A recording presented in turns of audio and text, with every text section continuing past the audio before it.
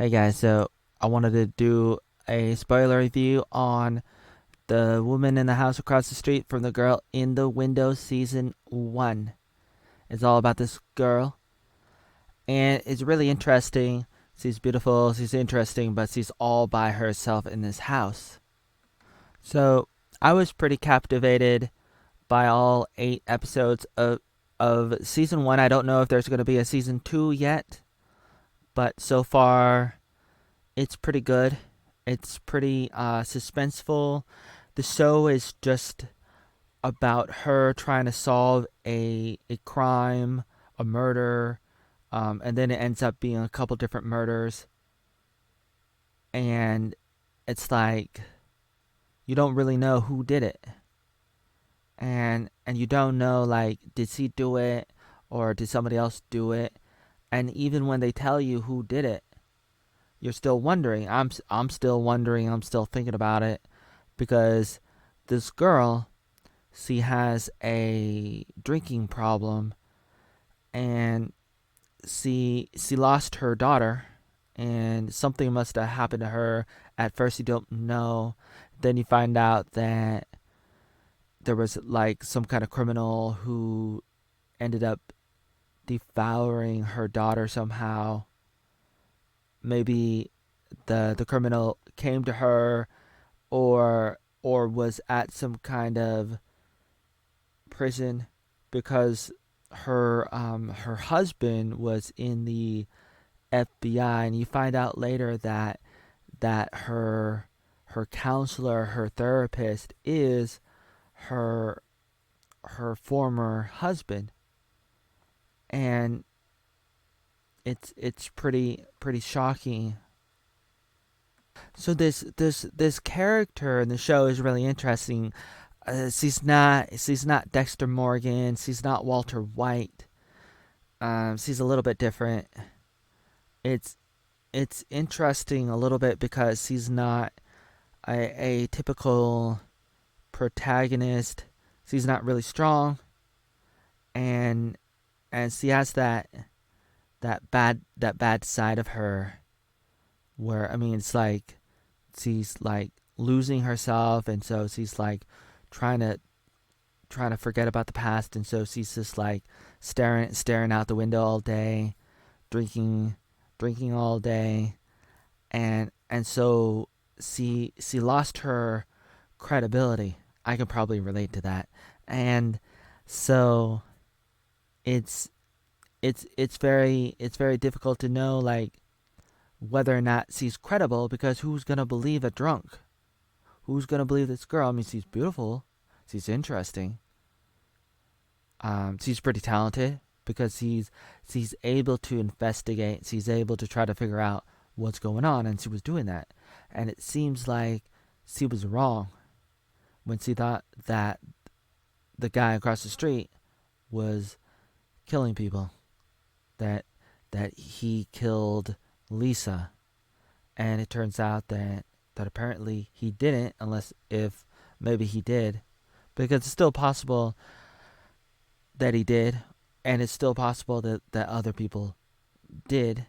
The conclusion is pretty crazy and a little bit unbelievable, and so I don't know what the writers were thinking when they decided to say at the end that the little girl did it, and then she ends up killing her own goddamn father. That's pretty devastating, but I do find her interesting as a female Sherlock Holmes, a Columbo, a monk, some kind of detective in that sense. But she has that side of her that's unreliable. Like Monk was a clean freak, and that was really interesting to watch. I didn't watch all the episodes of Monk, but he had that character, and it's interesting. And she has a character too. She has a neighbor here, and she's interesting. And there's the girl. This was her her daughter, and she's like talking to her, but she's not really there. And she's like, I'm sorry, I can't give you a hug, 'cause I'm dead. And she's like, how do I keep on forgetting about that? I'm always forgetting about that. I can't remember. And then she's looking out the window and she's lusting after this Aladdin man. And she's like, I really want him, Whitaker. You know, I knew a guy named Whitaker, last name Whitaker, in New York at school. And he was like my RA's RA. And then that's the neighbor girl. And she has her casserole, her wine, and she's like forgetting that it's hot out of the oven, and she burns her hands, and she's always forgetting things. She's like the absent minded professor. She's an artist. She falls in love with Aladdin. She dreams about getting with him. She wants to get with him, but it's all in her head. And she wants a daughter again. And so they had a good time one night. And it was really, really good. And she's thinking about being an artist again because Aladdin was like, you should do it. You're really good. But then she sees the girl, this other lady, and she's not happy about it. And then people are talking about her. And she doesn't know what to do exactly. And she has a confrontation with the new lady. And she doesn't know what to do. She doesn't know what to think. And then she has a flashback to when she was married. And now she's trying to be famous online on social media. Oh, what's that? That's. Let's get back to the show. He's like, stay away from me. Stay away from my family. I'm not crazy. Okay? I'm not crazy. What? Stay away from me. And then this guy was like one of the patients of her former husband. So he was like he killed his whole entire family, but he was what's the word? Have rehabilitated. Okay, so it's like, can you trust that guy? There she is, beautiful blue eyes, can't deny, something like that. She joins one of these like AA meetings for like, I don't know, whatever it is, all kinds of things. And stop her, you're next. I want you to have this. This used to be my daughter's. And she buys like Girl Scout cookies from her. And let's see. Can I skip ahead? Okay, so this is the girl's the girl's um mother, and the story might be that the guy knocked her into the water and she couldn't swim. But supposedly that didn't really happen, and then she knew the family, and so she went there and she's talking to them, and then she goes to the lighthouse, and apparently he was getting it on, wanted to get it on with one of the teachers, and maybe he threw her off like that. And so it's like the idea is he killed all the guys, all these people, all the girls. There's the FBI lady, the black FBI lady. And then she's talking to this guy, and he's like, well, I was scamming the Aladdin guy across the street with the girl, Lisa, and we're gonna like steal money from her, but then it's like she faked her death, and I know you thought she died, and but she texted me, and so she can't be dead.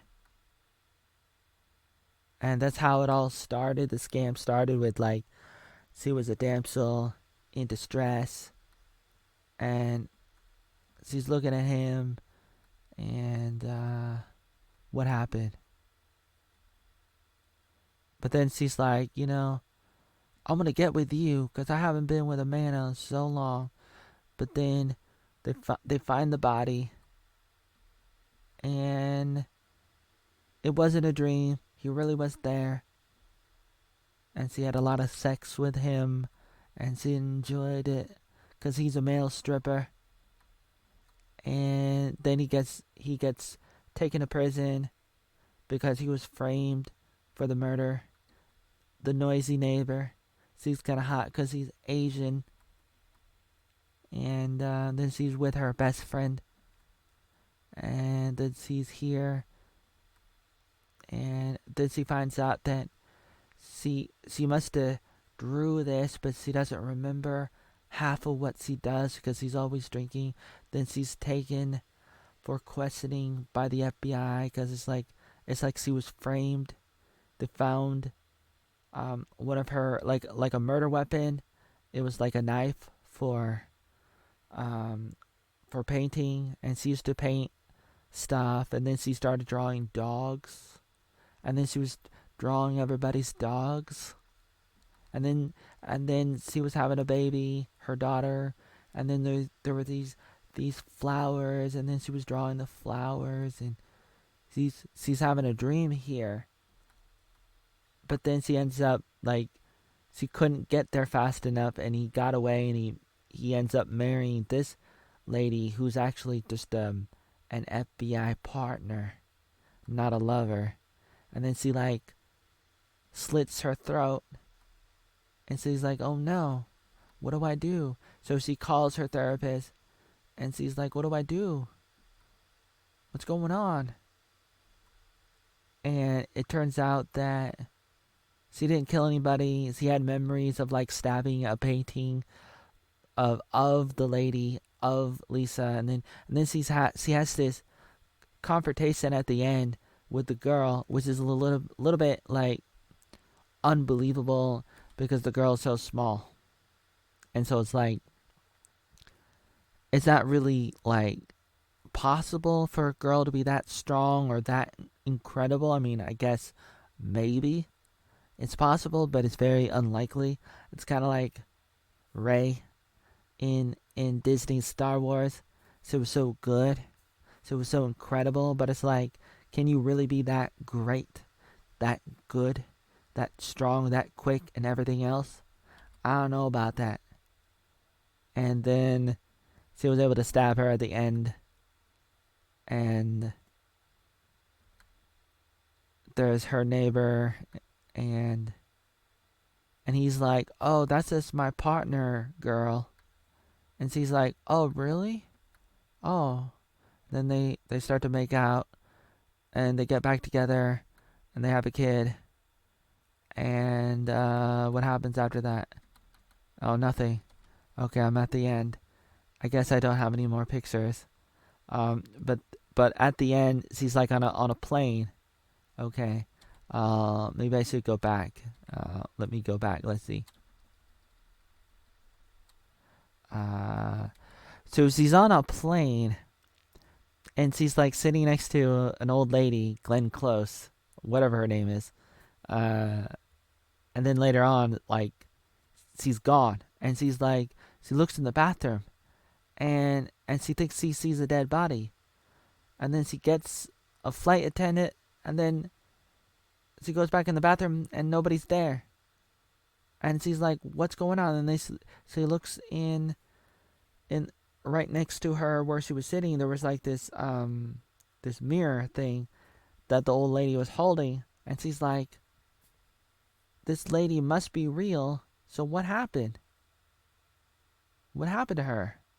Did I accidentally kill her, or did somebody else?" There's a lot of questions, and I mean, it really comes down to what do the writers want to do, because they could bring up season 1 again and all the things that happen, and try to make it more of a mystery about what happened in season 1, or they could try to just continue with the new murders, a little bit like the other show, Only Murders in the Building, with Steve Martin and Martin Shorts and Selena Gomez. That's a pretty good show. It's a murder mystery kind of show. It's comedy and stuff, and I recommend that show. Only murders in the building. This show is a little bit different, but they could. I mean, it does have mystery like like that other show, and so they could continue to play with the element of surprise and trying to add mystery to not knowing who did it, kind of thing. Like, is he crazy? Did this person do it or the other person do it? Or it's like that board game Clue, and so it's pretty good. Now I don't know what direction they want to take it, or if they'll ever have a season 2. It's not confirmed. Season 1 is pretty good. Everything except for the part where he's fighting the girl. That's crazy, because I think she could have stopped the girl a lot faster than that. I mean, it's possible. You could say that this lady was really drunk, maybe, and not strong, and whatever else. And you could say the 9-year-old girl was quick and everything else. And so maybe it's possible, but it's very unlikely that the girl would be able to have the upper hand, unless, if I mean, you could say that the lady didn't really want to hurt the little girl, and that in her mind she's thinking that she's like a daughter to her, that she wanted her to be a daughter to her, and she's like totally shocked about it, and so she can't like fight, and maybe she's like freezing like she does with the rain. Whenever it's raining, she falls down and she can't walk and she's paralyzed, and maybe she was a little bit paralyzed when she was fighting the girl. But in the show, in the delivery of all that, they don't really show that. You're not really sure. You don't really know what's going on, what's happening. You just like you see a confrontation and it looks like they're equal, but they're not equals. I mean, one's an adult and the other one's a little girl, and so they're not really equals. And so that's the part that's not realistic for the most part. I mean, it's possible. Like I said, it's possible for it to be realistic. At least it's not as bad as Disney's Star Wars Ahsoka. Don't get me started on that. God damn it.